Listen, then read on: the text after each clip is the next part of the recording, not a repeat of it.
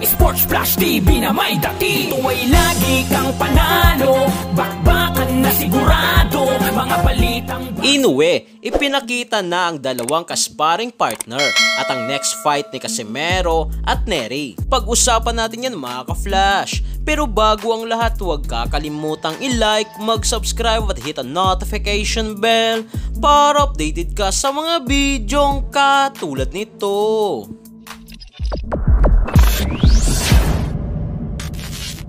Nasa mahigit isang buwan na lang nga po mga ka-flash ang ating hinihintay at magaganap na ang Undisputed Championship sa pagitan ni Unified WBA, IBF, Super Bantamweight Champion Marlon The Nightmare Tapales at Unified WBO, WBC Super Bantamweight Champion Naoya The Monster Inoue sa December 26 sa bansang Japan, na dito sa latest post ni Naoya Inoue ay ipinakita nito at pinasalamatan ng kanyang dalawang kasparing partner na kapansin-pansin na maliban sa malaki ito ay paniguradong mabibigat din ito na tamang-tama lang bilang paghahanda ni Inoue sa pag-akyat nito sa mas mataas pang dibisyon. Ayon pa dito kay Inoue na itong mga kasparing partner nga daw niya ay talagang malalakas. Nang ibig sabihin lang nito mga ka-flash ay talagang 100% ang ipapakita ni Inoue sa laban versus Marlon The Nightmare Tapales.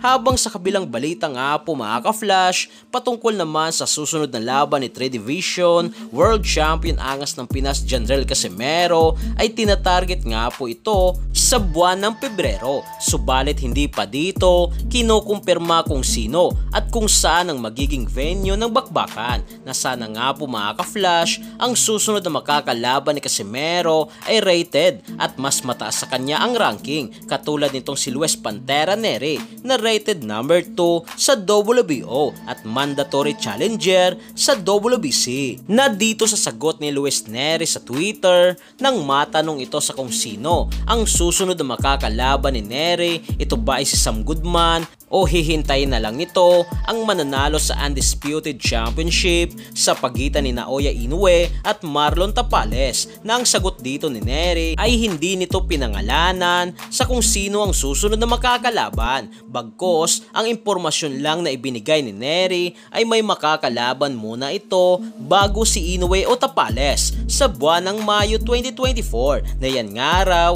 ay rated number 1 to 15 sa 4 na sanctioning body at mangyayari ito sa buwan ng Enero o Pebrero. Kaya kung naghahanap pa rin nga po mga ka-flash ang kampo ni Nery sa kanyang susunod na makakalaban, ay sana magawan ito ng paraan ng Treasure Boxing Promotion o promoter ni Casimero na mapa-oo itong si Nery sa kadahilanang kung naudlot ang laban nila ngayong taong 2023 ay magandang pagkakataon ito sa buwan ng Pebrero bago makaharap si Naoya The Monster Inoue o Tapales sa buwan ng Mayo taong 2024. So yan lang para sa ating balitang boxing. Ano bang masasabi nyo tungkol dito?